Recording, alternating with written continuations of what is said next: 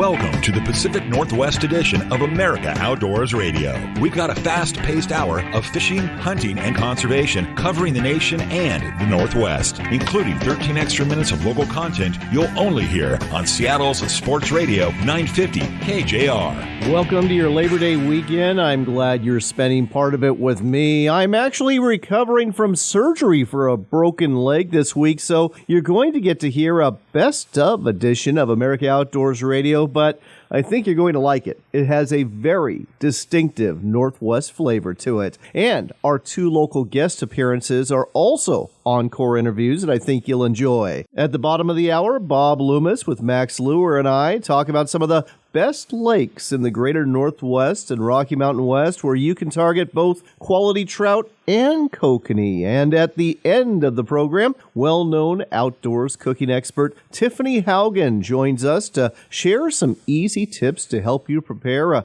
delicious meal of venison fajitas this fall. This portion of the show is brought to you every week by your Puget Sound area Sportsman's Warehouse stores in Everett, Silverdale, Federal Way, and Puyallup, where a great Labor Day weekend sale is going on right now that you won't want to miss. And if you can't make it to the store for some reason, maybe you're out camping, but you still want to get some good deals, just go online. You can do so anytime at sportsmans.com. We're starting off with hunting. WDFW has finally published the 2021 fall hunting prospects, and today, with the September 11th archery season opener in mind, we are focusing on elk. One area that should be good is Southwest Washington District 17 in Grays Harbor and Pacific counties, especially the area known as the Willapa Hills. 756 elk were harvested last year by hunters in this district, the second best harvest since 2016. Elk numbers are expected to be similar to 2020 this year, and if you're looking for the best game management units to hunt when it comes to success during archery season, here's the rankings. GMU 673 had a 16% successful harvest rate. That was the best. GMU 658 came in with a 15% success rate, followed by game management units 699 and 681, where 14% of the archery hunters going after elk actually harvested one. On the other side of the coin, Yakima and Kittitas counties, both popular areas for elk hunters, are not expected to be very good this year. Harvest rates were down in 2020, and the herd size did not increase in 2021 due to low numbers of calves being born in both the Yakima and Colocum elk herds. On top of that, you've got that Schneider Creek fire that has been raging for the last few weeks and some prime elk hunting habitat in this region. Put it all together, and things are looking pretty grim. You can find out more details, though, about elk and other hunting prospects both here and throughout the state through a link on the front page of the WDFW website. One other thing we need to tell you about is the upcoming razor clam season. WDFW has scheduled 62 razor clamming days on the Southwest Washington coast, and with closures in the spring of 2020 due to COVID and more closures through almost all of last year due to high marine toxin levels, a lot of folks are rightfully excited about hitting the beach with clam guns and shovels in hand to dig up a limit of clams. As you might expect, after 2 years of little pressure, razor clam populations are doing quite well. So well, in fact, the limit has been increased from 15 to 20 clams per person this year. It looks like all of our beaches, except for Kalaloch, which continues to have struggles with their population, will be open this season, assuming we don't have any more issues with marine toxins or COVID closures. The first digs will take place Friday, September 17th. That's around 4:30 in the morning for the low tide, and continue till Wednesday the 22nd, where the low tide's just before 8 a.m. Check out the shell fishing rigs on the Washington Department of Fish and Wildlife website for further details, and keep an eye out for the marine toxin results, which usually come out a couple of days before scheduled digs begin. And with that, you are fresh in the know about what's hot this September in the Pacific Northwest. That's your first local shot of the outdoors. Now let's see what's going on across the nation. We're on the road this week, so you're listening to a best of edition of America Outdoors Radio.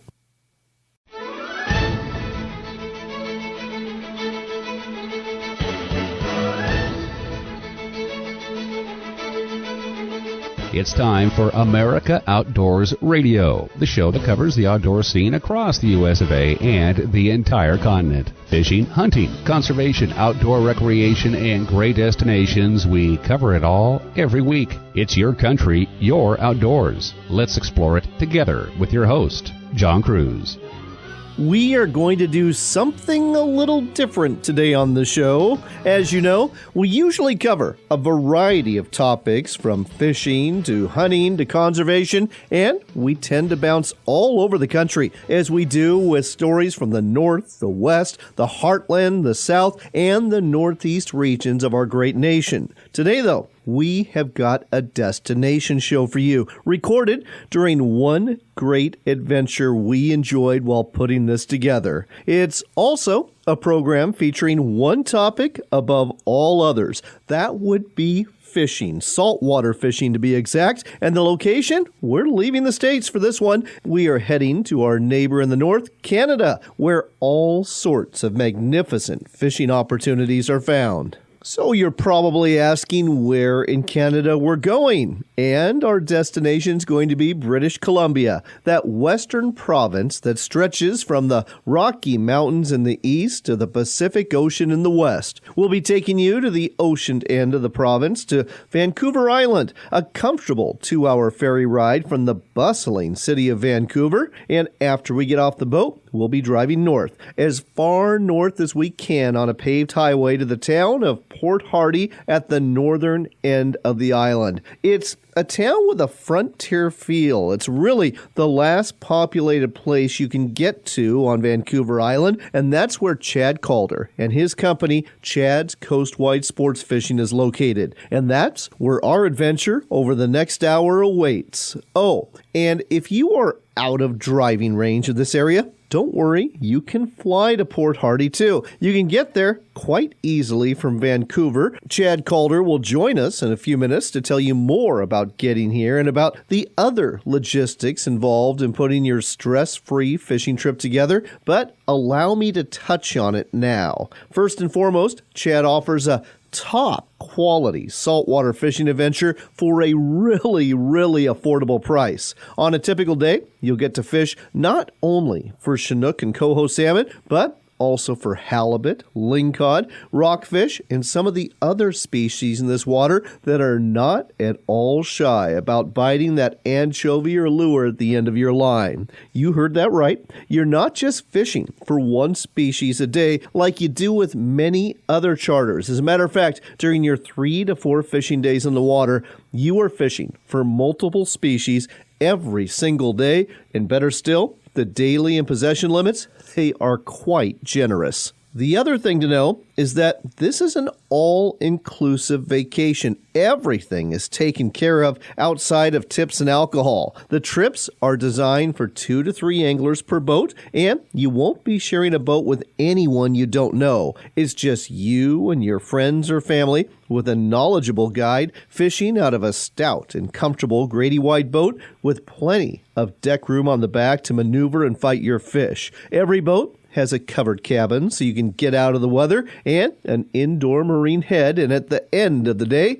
you'll take a picture of your group and your fish on the dock, at which point the folks at Hardy Boys, the local fish processor, will take those fish away. They'll take them to their facility where they'll fillet them and put them in meal-size vacuum-sealed packages for your trip home. As for what you can do when you get back, there's several options. You can take a nap or maybe go for a walk. There's several trails in and around town. The nearby Quatsi Salmon Hatchery is definitely worth the visit, and so is Story's Beach. It's a local favorite at the western edge of town. If you didn't get enough fishing, you can always cast a line off the Seagate Pier in Port Hardy, or just walk around downtown and browse the shops. Be sure to bring a camera and a pair of binoculars. There's a lot of wildlife out here, and you're going to see it while you're fishing. During our trip, we were fishing within a couple of 100 yards of humpback whales and sea otters. We saw dolphin, porpoise, harbor seals, and California sea lions, to include a sea lion that paid us a visit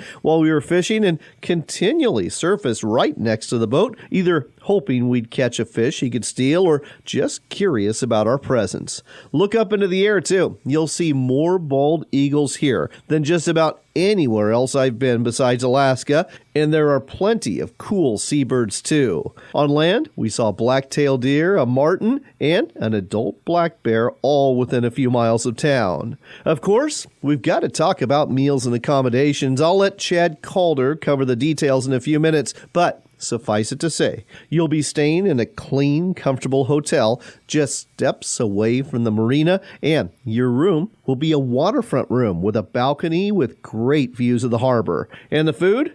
You are not going to believe how good the food is here at the edge of the wilderness. Not only is the food good, but it's paid for by Chad as part of your package. Last and certainly not least is the very affordable price. This is the sort of trip that is doable for the everyday working man or woman. It's not a luxury all-inclusive trip, but it's a solid all-inclusive trip that covers all of your needs, and it does it well. Because of the way Chad operates, working with the local hotel and restaurants, he doesn't have the overhead a typical lodge owner has with staff and mortgage and all of that. And you benefit from that in the lower price he offers. You'll find those prices at his website, and that website address is coastwidesportsfishing.com. Let me repeat that, coastwidesportsfishing.com. But wait, there's more. Those prices that you're going to see there, already lower than what you'll find at a lot of other lodges in British Columbia,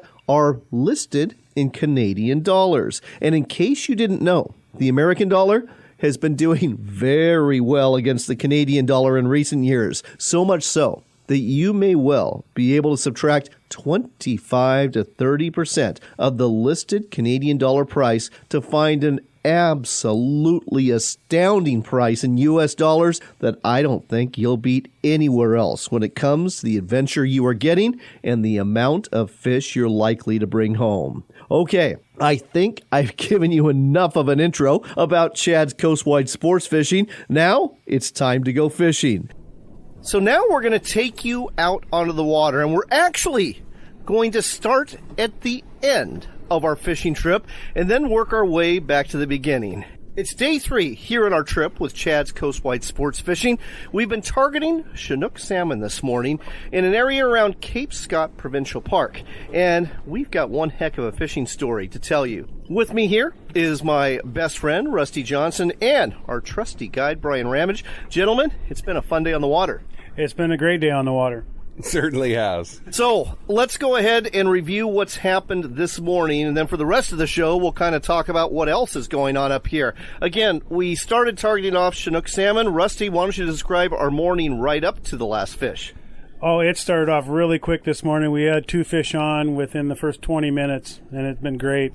It was indeed great. Landed 2 Chinook in very short order. Then we had several more on, and I'll be honest here, some of you who listen to the show know that I'm no expert, just an enthusiast, and I might have had some problems making some connections with the next couple of fish, didn't I, Brian? That's true, but after John farmed a couple out, we managed to hook up our last fish of the day. And this is a fish story worth telling. Rusty, why don't you describe exactly what happened in the beginning?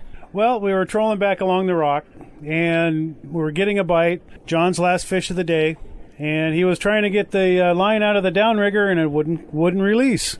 It wouldn't release.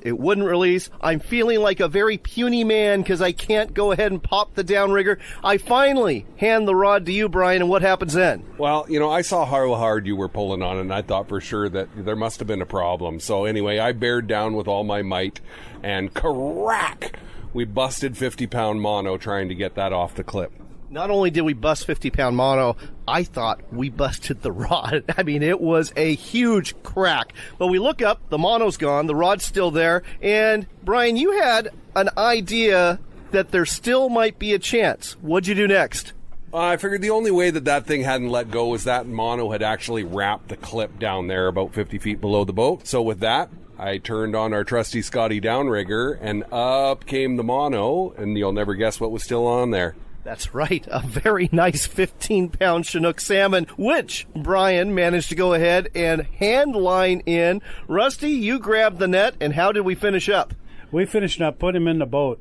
Absolutely. What a fish story. Broken line, and we still get the fish in. How often does that happen? Great way to wind up this trip here out of Port Hardy, British Columbia, fishing with Chad's Coastwide Sports Fishing. Brian, Rusty, it's been epic. Let's do this again sooner than later. Sounds like a plan to me. Absolutely. Now let's go do some lingcod fishing.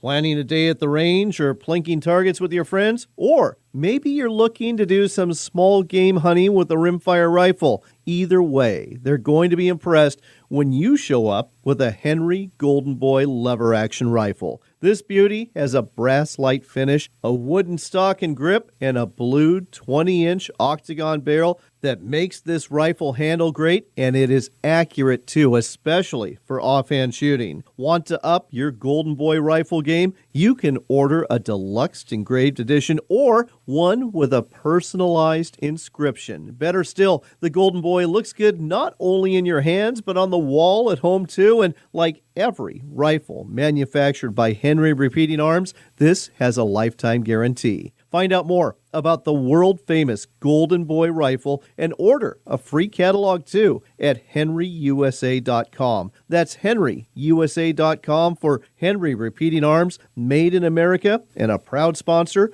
of America Outdoors Radio. A sharp blade makes short work of any project you have in the outdoors, in the kitchen, or in the shop. Hone your knives and tools with quality power and manual sharpeners from WorkSharp. Find out more at WorkSharpTools.com.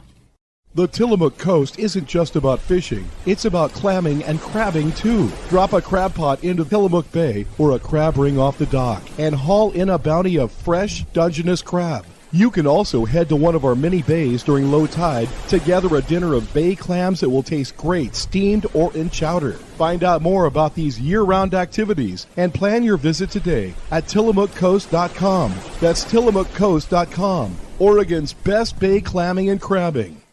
Sportsman's Warehouse is America's premier outfitter, and with over 90 locations, you're sure to find a store near you full of the gear you need to succeed this hunting season. Firearms, ammo, archery equipment, decoys, clothing, boots, and more. You'll find it all at Sportsman's Warehouse. Better still, the knowledgeable staff can help you with tips and frequent in-store seminars, all designed to help you bag a trophy or a limit this hunting season. Find a location near you or shop online today at sportsmanswarehouse.com. Fishing and fun. That's what you'll find at Mardon Resort. Come to sunny Eastern Washington and bring your RV or rent a cottage, cabin, or room at our newly upgraded resort at the south end of Potholes Reservoir. Get tackle and provisions at our general store. And after you're done fishing, hanging out at our swim beach, or boating for the day, enjoy dinner and a drink at the beach house. Find out more at MardonResort.com. That's MardonResort.com, where the fish bite and we don't. Come explore the Dalles in Oregon for outdoors fun. Hike amongst the wildflowers, bike our riverfront trail, or visit the Gorge Discovery Center where you can enjoy a live raptor display, or even check out our National Neon Sign Museum. But don't forget the fishing. We've got salmon, steelhead, bass, walleye, and monster-sized sturgeon waiting just for you. When the day is done, tell those tall tales at one of our wineries, breweries, or restaurants and plan your next adventure. Find out more at explorethedalles.com.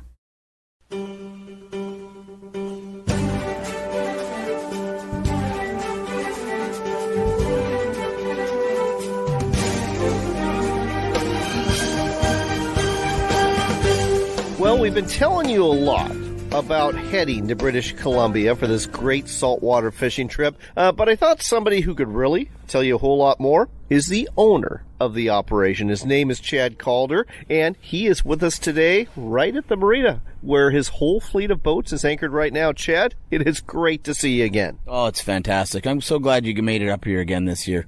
Well, as you know, This is one of my favorite things I get to do is come up here to Port Hardy and go fishing. I love the variety of fish I catch. I love the guides that you have to fish with. I love the entire experience. But let's break it down for our listeners so they know a little bit more. We've already explained where Port Hardy is, but we should talk about getting here. Now, for our guests who live in the Northwest, in terms of Seattle or Portland, Oregon, or even Eugene or Spokane, and maybe as far as Boise, it's not that hard of a drive to get here, is it? No. And one of the great things about our company is it's all inclusive. So when you leave, i.e., we'll just say Portland, you just simply drive through Seattle across the border. You catch one of 3 different ferries. And then once you're on Vancouver Island, we're as north as you can drive, so you can be anywhere from 4 hours to 5 hours to get to us once you're on Vancouver Island, but you can get to us in a day. And again, folks, once you're here, it's all inclusive. But before we talk about that, let's talk about getting here for those who can't drive here in a day. You can get here by plane. Vancouver International Airport. You can fly into there from anywhere, and then what they have is a shuttle that takes you, it's only a 10-minute shuttle around to the South Terminal, and then from the South Terminal, it's Pacific Coastal Airlines, and it's about a 1-hour flight to us. So it's really easy, John. You just fly in like you would normally. They transfer your bags over, and you just tell the shuttle that you're heading to Pacific Coastal Airlines, Port Hardy, and they shuttle you right over there. Your bags go there as well, and then you're on the flight, and we pick you up at the airport when you get here. And our whole operation is only 10 minutes from the airport. So you get to the airport, somebody from Chad's Coastwide Sports Fishing will pick you up, and they're going to take you to the Glen Lyon Inn. Now, the Glen Lyon Inn is going to be where you're staying. It's literally steps from the marina. All of the rooms are waterfront rooms. There's a restaurant that's attached along with a pub. The setting is absolutely wonderful. You will see bald eagles out your windows. You'll get to see float planes come and go along with the fishing boats and even some commercial fishing boats. It's a great setting. And then you're going to have to worry about, of course, your meals. And I love the way you handle the meals. Why don't you explain this? Yeah, so when you check into the Glen Lyon, every group that comes with us gets a welcome letter. The welcome letter explains everything that you need to know for the next morning, which is the gate code to come down to the dock.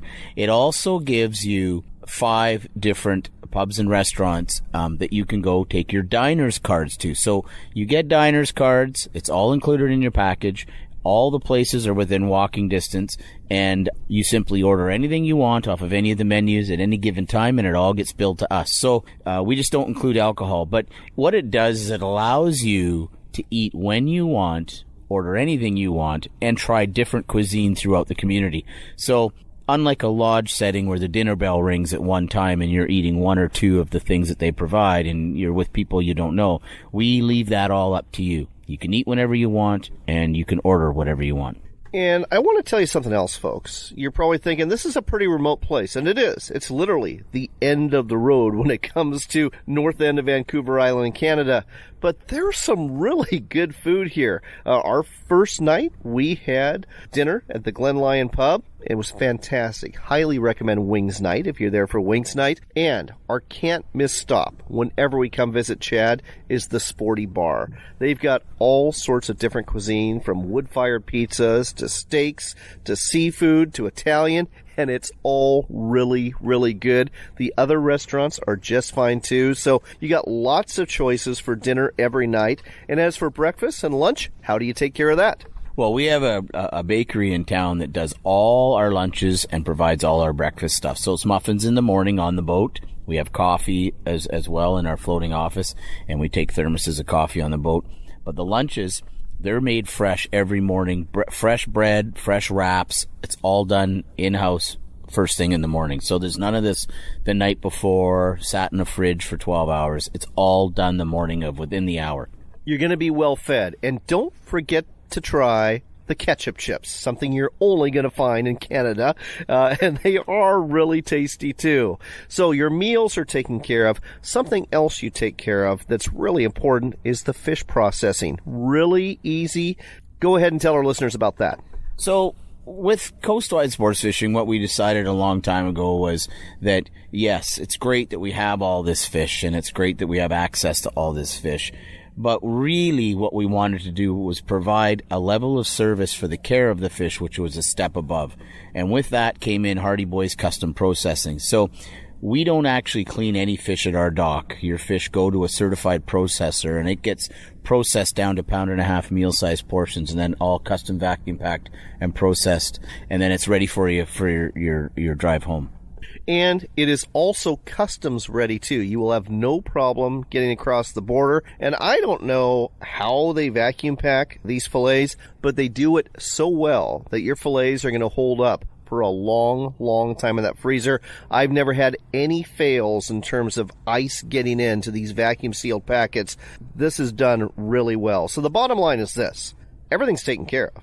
The hotel, the meals, and the fish processing. Literally all you have to do is walk down to the dock, get on the boat, and you get to go fishing every day. And as we've talked about in previous shows, the great thing that you offer every year and every day is the variety. And why don't you just break down a typical day during a typical summer day fishing with your service? Yeah, so we'll leave the dock, John, at about 6 a.m. in the morning, pretty much on the nose.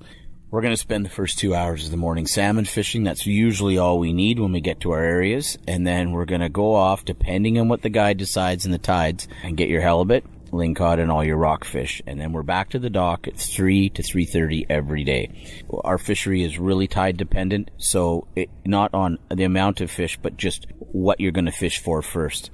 So that's pretty much it in a nutshell. All right. And one last thing that we need to mention here is the price.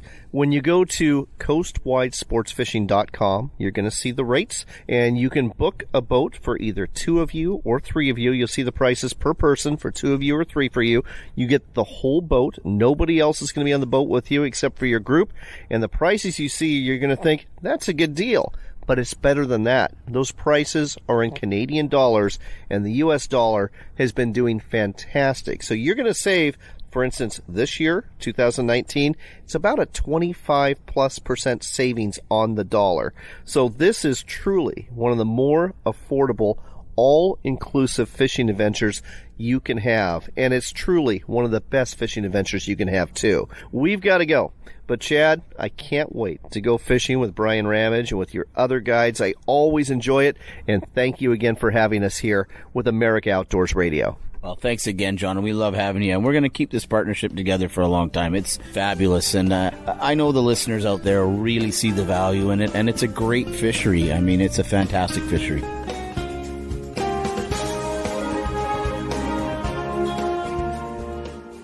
We've been telling you about Sportsman's Cove Lodge in Southeast Alaska for a while now, and there's a reason. They are the only Alaska lodge we talk about in this show. It's because they're truly Alaska's best lodge. The adventure starts with a float plane ride from Ketchikan, after which you'll get the chance to experience some of the best hospitality, food, and wonderful people you'll ever meet. Wildlife is abundant, from bears and deer to eagles and whales, and let's not forget the reason you're here, the fishing. Halibut, salmon, lingcod, rockfish, true cod, and more. It's all waiting for you in abundance at Sportsman's Cove Lodge. Book your trip today at alaskasbestlodge.com. Come explore the Dalles in Oregon for outdoors fun. Hike amongst the wildflowers, bike our riverfront trail, or visit the Gorge Discovery Center where you can enjoy a live raptor display, or even check out our National Neon Sign Museum. But don't forget the fishing. We've got salmon, steelhead, bass, walleye, and monster-sized sturgeon waiting just for you. When the day is done, tell those tall tales at one of our wineries, breweries, or restaurants and plan your next adventure. Find out more at explorethedalles.com. The 2-burner camp stove has evolved, and today's line of portable camp stoves from Camp Chef have come a long way from your father's propane stove, featuring matchless ignition, more cooking power, and in some cases a built-in grill or extra burner. And you've got what you need to whip up some great grub in the field. Look for the complete line of Mountain Series stoves at your local sporting goods store. Camp Chef, the way to cook outdoors.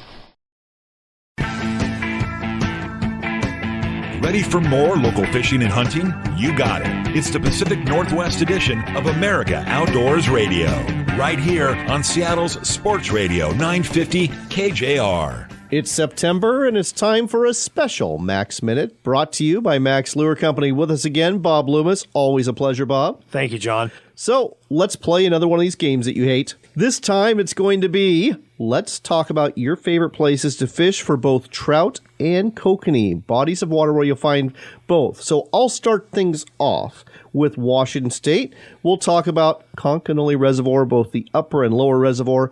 Both have great populations of kokanee. Both have great populations of trout. Name one in Idaho. Priest Lake, Hayden Lake. I mean, there's a number of them that are good fisheries. Oregon? Wallowa. Definitely. Odell. Green Peter. Okay. And let's head to Montana. That's a good one.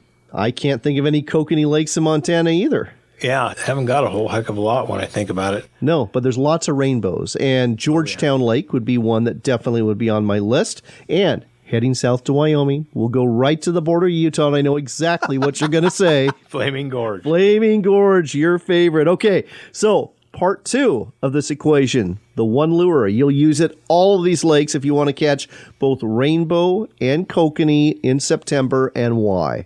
Well, the first thing I'm going to pick out is a Pee-wee Wiggle Hoochie. The Wiggle Hoochie is a lure that we have that has a plastic bill on the front like a crankbait. So what it does is it actually moves whatever you've got on it. We actually put a small squid body on it. They're all high UV squid bodies, and with that movement, you're attracting fish, especially this time of the year when fish are starting to put on the feed bag to, get ready for winter. So that added movement that you're getting out of that lure is really going to wind the fish up. So if you're looking for a lure with lots of movement, a lure that'll work for both trout and kokanee, especially in September and October, consider the Pee-wee Wiggle Hoochie. You can find it at sporting goods stores all over the Northwest, and always find it online at maxlure.com.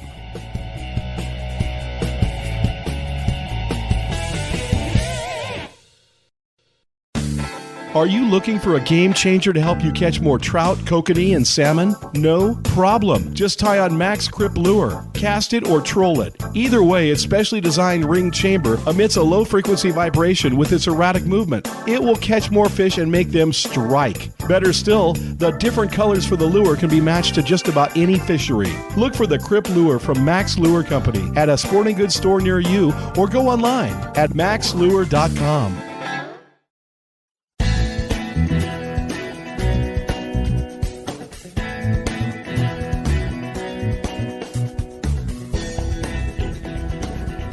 You're back in with America Outdoors Radio. I'm John Cruz. We're broadcasting from Port Hardy. We've been fishing with Chad's Coastwide Sports Fishing. We're at the northern end of Vancouver Island in British Columbia. It's kind of the edge of the frontier, for lack of a better word. Once you get out of Port Hardy, it is just wilderness and ocean out here. Beautiful. Beautiful area. When you're fishing, you're going to see humpback whales, seals, sea lions, even sea otters too. But the reason you're out there isn't to see the wildlife. The reason is to go fishing. And if you fish in August, you're going to be targeting coho salmon, also known as silvers in some places like Alaska. And our guide that's going to take us out is Brian Ramage, who's been here for 5 years and a person I've had the privilege of fishing with twice before. Brian, it's great to see you again.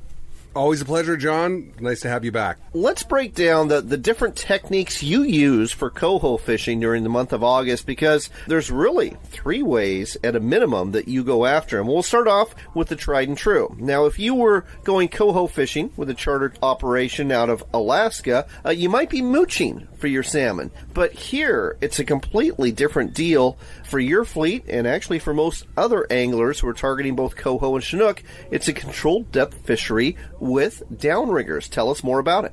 Downrigger fishing is the way to fly out here. It really gets you down to the depths that you're looking to catch them at. And yeah, you can see them on the screen. You can target them right where they're swimming, and it puts the gear right in their face. Let's talk about the gear you're using in particular. Now, we're using Scotty Electric downriggers. What kind of rods and what kind of reels? And folks, the reels here in Canada, they're a little different than the reels you're used to in other places. Yeah, some people have affectionately termed them knuckle busters because they do tend to spin wildly. And if you try to jam your meat hooks in there while the reel's spinning, yeah, there's quite often a few bangs and bruises. They're a single-action mooching reel made here on Vancouver Island, as well as our downriggers, Scotty downriggers. and they turn it into a great sport. It's a lot of fun. It's like fishing them on a fly rod. You've got a single action reel with a real smooth drag system on them, and when that fish wants to run, you get your hands out of the way.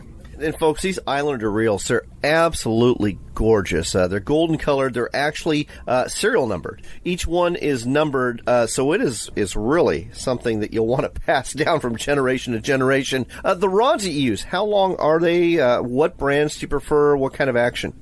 Well, we're using 10.5-foot mooching rods. We like anything that's got a nice slick butt on the back of them. They go in and out of the gimbal mount rod holders really well.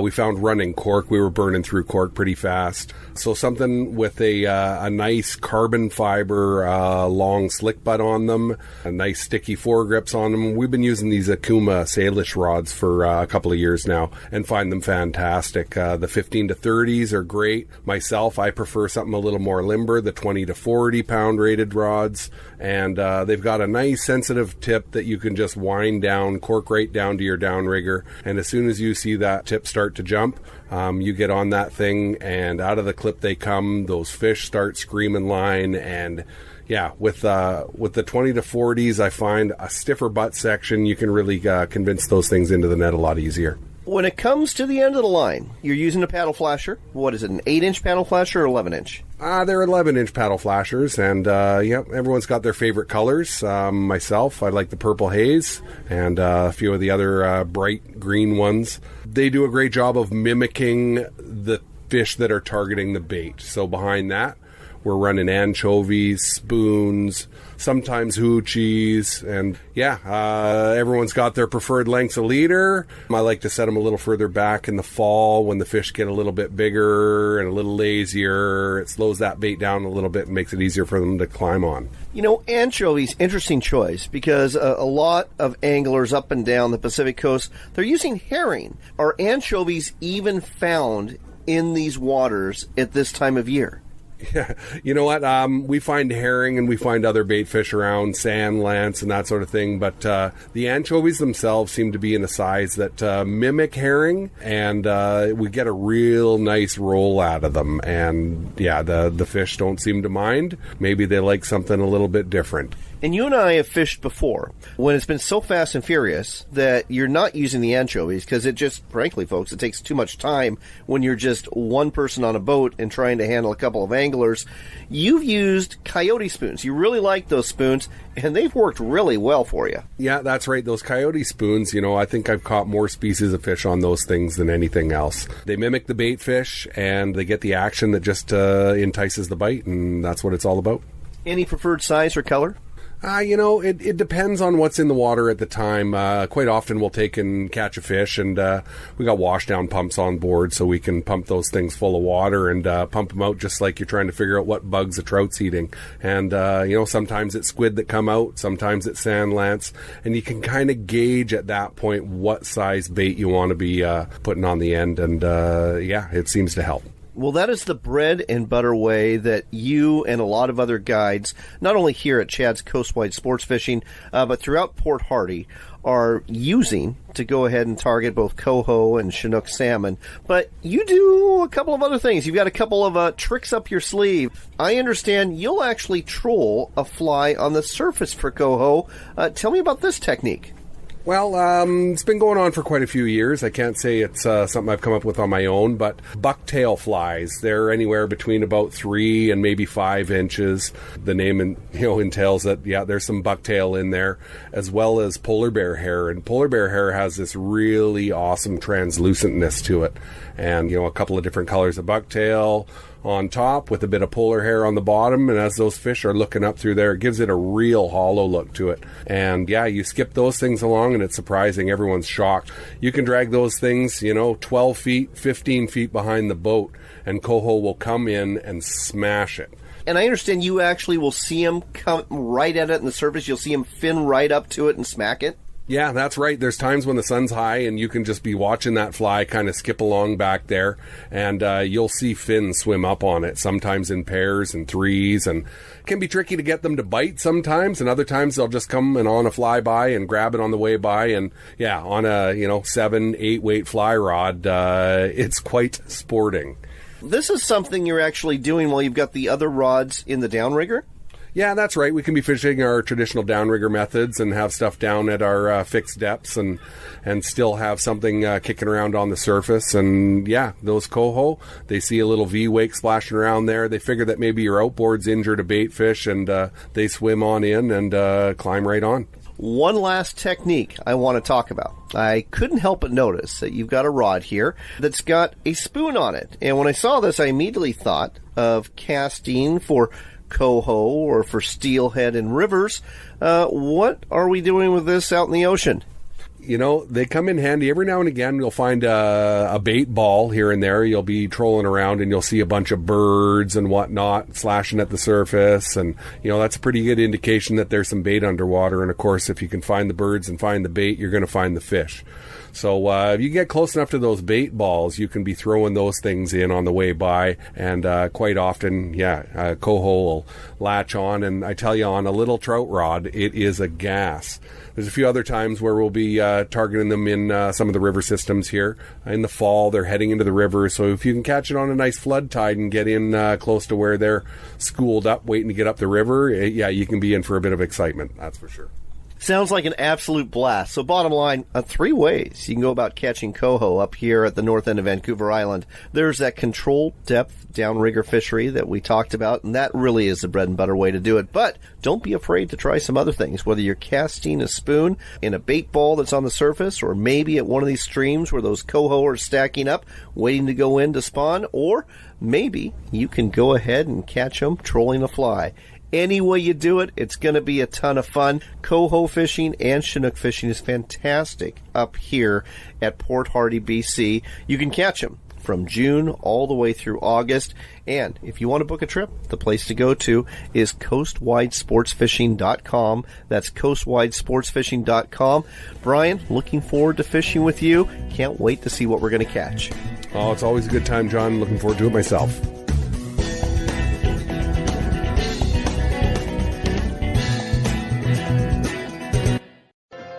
Why book at Sportsman's Cove Lodge?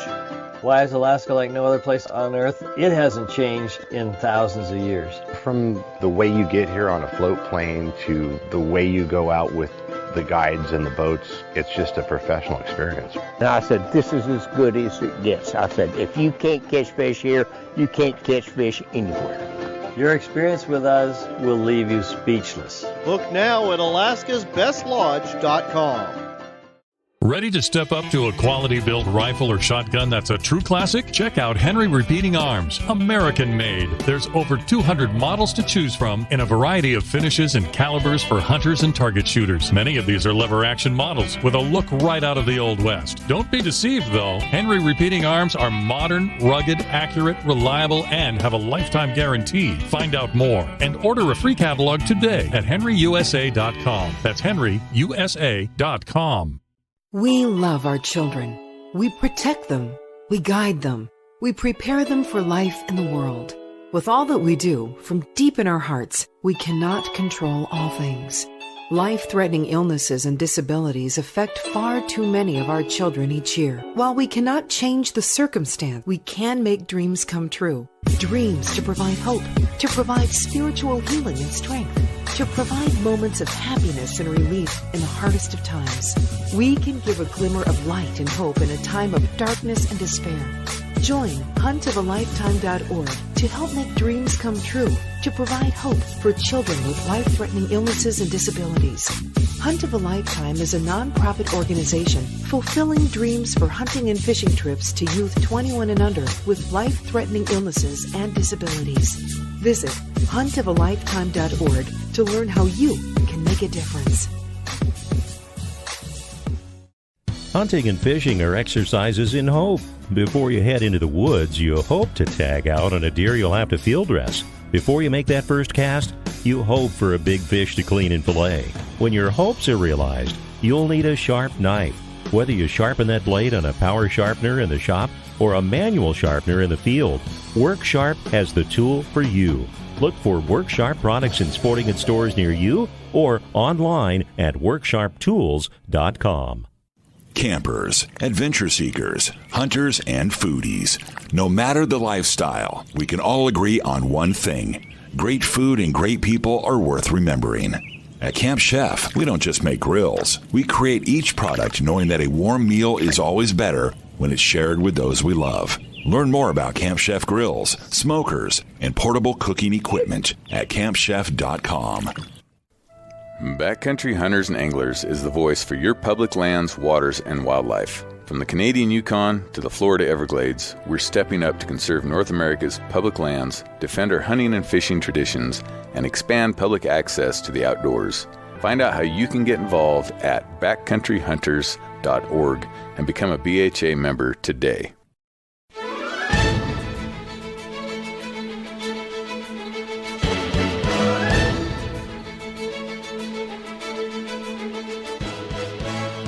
Next up on America Outdoors Radio, I've got to tell you about the great amount of fun that we just had fishing with Brian Ramage. You heard from him earlier in the show talking about fishing for coho, and we just spent some time with him, and we decided to do a little bit different fishing. We were after lingcod.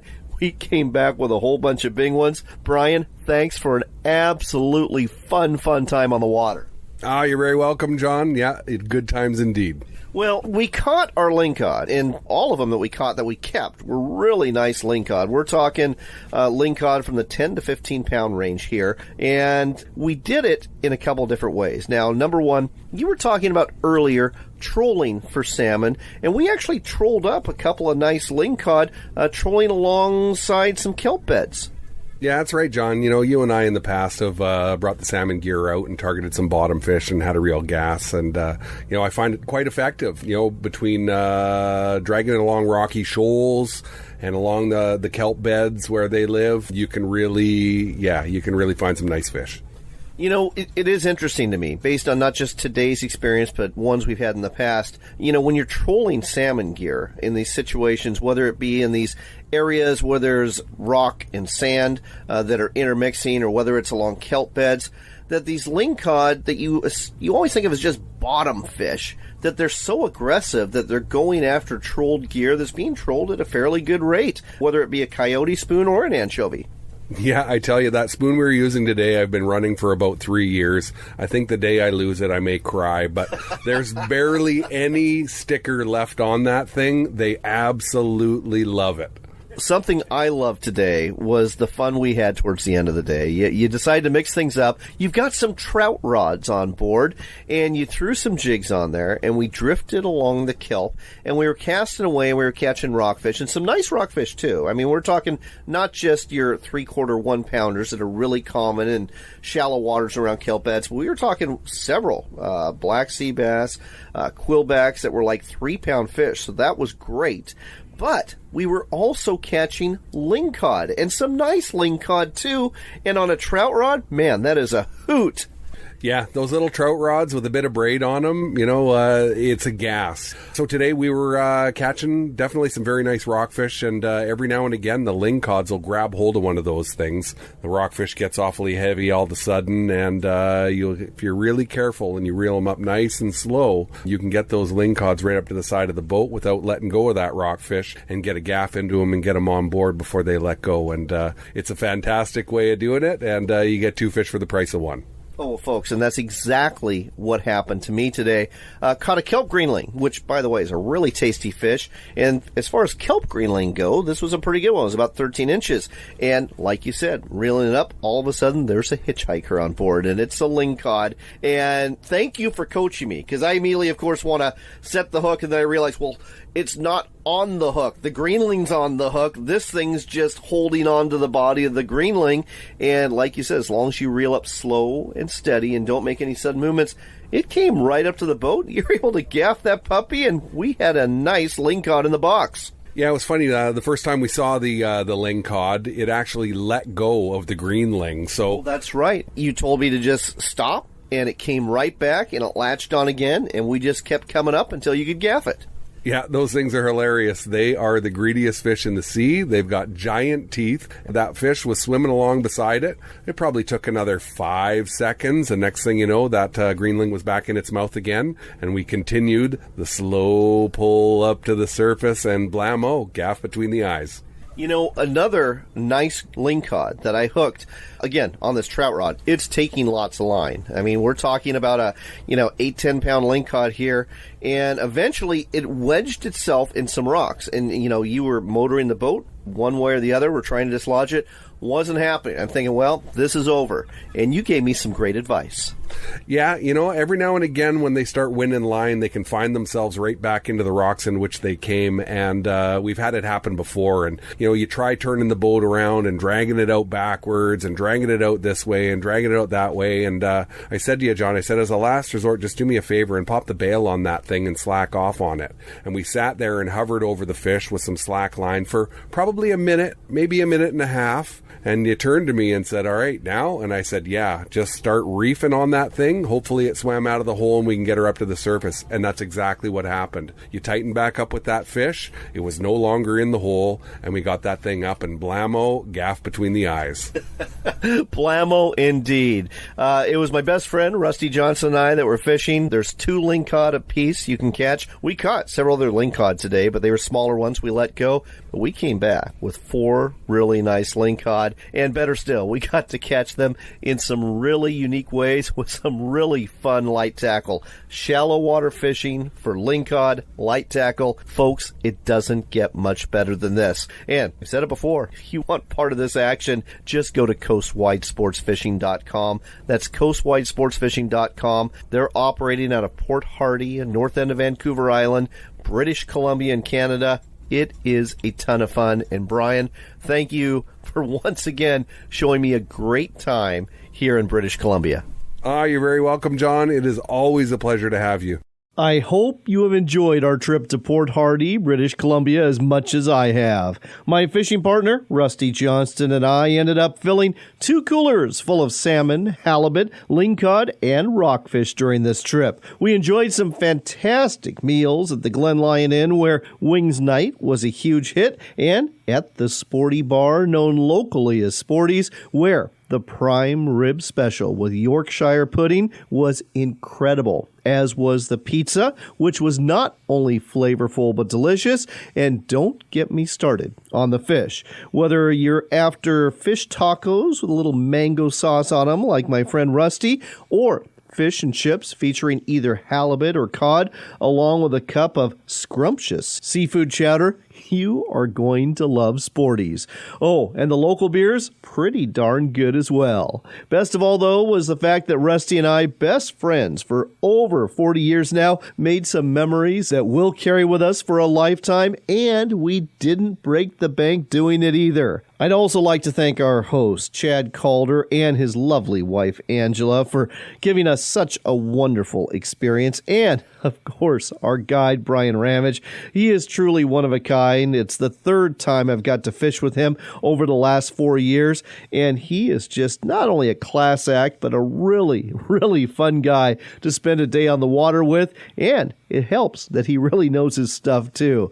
Brian, Chad, Angela, thanks to you and all of the crew at Chad's Coastwide Sports Fishing. If you want to book a trip, you may want to do so sooner than later. There is a good reason. So many of Chad's clients are return guests. The fishing and the overall hassle-free experience, it's just that good. If you want to get more information, just go to coastwidesportsfishing.com. That's coastwidesportsfishing.com for the Canadian fishing adventure of a lifetime in beautiful, supernatural British Columbia. We've got to go, but if you didn't catch all of this episode, you'll be able to in a few days when we post it as a podcast on our website at AmericaOutdoorsRadio.com. Just look for it at the bottom of the front page, and on that same front page, you'll also find a preview of what's coming up in the week ahead and links to the wonderful sponsors that allow us to bring you this program every week. Another place you can hear this as a podcast is through our Facebook page at America Outdoors Radio. Radio, like and follow our page, and you'll not only hear the podcast, but you'll get to see posts and information that doesn't necessarily make it on the show because there's just only so much we can cover during an hour every week. It's time to head home, but I hope we've inspired you to book an adventure to this wild and scenic area full of fish, wildlife, and adventure. After all, it is your country and your outdoors, so get out there and enjoy it.